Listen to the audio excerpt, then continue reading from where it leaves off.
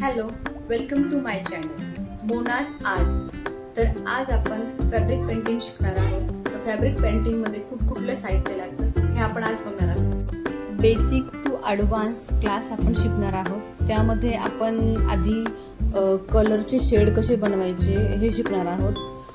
Colour लागणार आहे आपल्याला, fabric painting colour, acrylic colour बोलतात याला.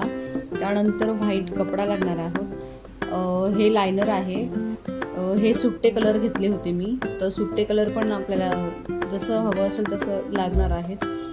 तर हे कलर आहे, हे एक पॅकेट घेतलं आहे. त्याचबरोबर ब्रशही लागणार आहेत. तर हा एक माझा ब्रश सापडला आहे आत्ता, तर अजून ब्रश मला शोधावे लागतील. तर ब्रशही लागणार आहेत. 0 नंबर, फ्लॅट आणि राऊंडमध्ये असे ब्रश लागणार आहेत. तर तुम्हाला दाखवणार आहे.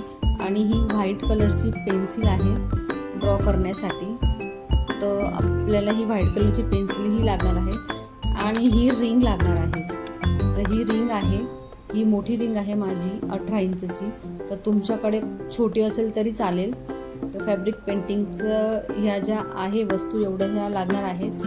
बाकी ही वस्तू मी तुम्हाला नेक्स्ट व्हिडिओमध्ये तुम्हाला दाखवेल काय काय लागणार आहे. पण आपण बेसिक टू ॲडव्हान्स क्लास शिकणार आहोत, त्यामुळे बेसिकसाठी तर एवढ्याच गोष्टी लागतात. पण तुम्हाला बेसिकपासून जर तुम्हाला क्लास करायचा असेल तर तुम्ही असे सुट्टे कलरही आणले तरी तुम्हाला काही हरकत नाही आहे. 25 रुपयाला एक, म्हणजे 25 रुपयाला एक कलरची बॉटल मिळते शॉपमध्ये.